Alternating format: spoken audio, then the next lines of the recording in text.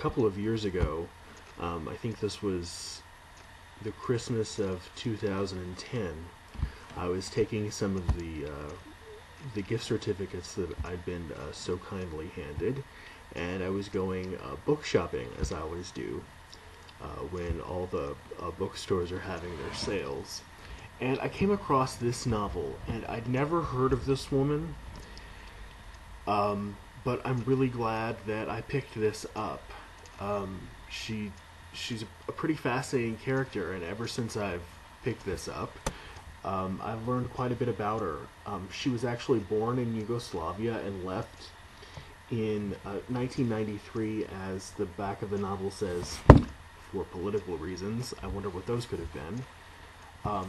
Anyway, her name is Dubravka Ugresic, I believe is how you would say it. And this is a novel. The name of the novel is called The Ministry of Pain. And it's translated by Michael Henry Heim. I guess ever since, writers like Yukio Mishima and his The Sailor Who Fell from Grace with the Sea, to Franz Kafka, to Winesburg, Ohio, you get themes of alienation and exile that have pervaded world literature in the 20th century so much as to almost become a cliche. I mean, these things, 20th century and cliche, almost go together when you think about literature. The various political disintegrations in Eastern Europe in the 80s and 90s gave need to another wave of this type of writing, and is whence Ungresic's wonderful novel, The Ministry of Pain, comes.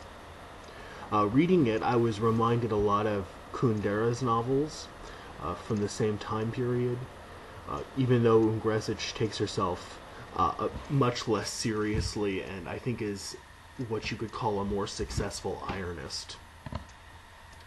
While renovating an apartment she's staying in, the main character pops in a random video, and it just happens to be the film version of The Unbearable Likeness of Being, which I thought was really funny.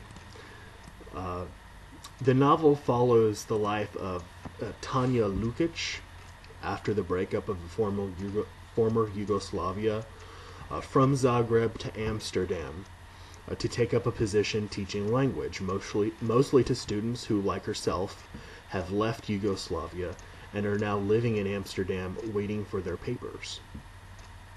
She lives near the red light district. The name of the novel derives from the store where many of Tanya's students make ends meet constructing sex toys out of leather goods for sex play. But don't let that sort of shade what you think of the novel. It doesn't go down that road any further, I promise. With a highly unorthodox approach to teaching, Tanya chooses to probe her students what she calls Yugo nostalgia, the memories of language, family, belonging, friends, and anything else that struck them as important about a place that, technically speaking, no longer exists, even though they lived their lives there.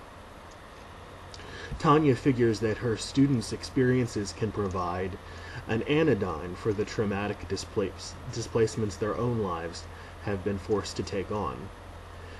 When an anonymous student reports her for not being academically rigorous enough, she's forced to engage in another teaching style, having been, I suppose, exiled from her old one, and she leaves her students and herself completely bewildered. But her teaching is really only one of the many parallel stories and musings that go on during the novel. It sort of goes away from the traditional linear storytelling.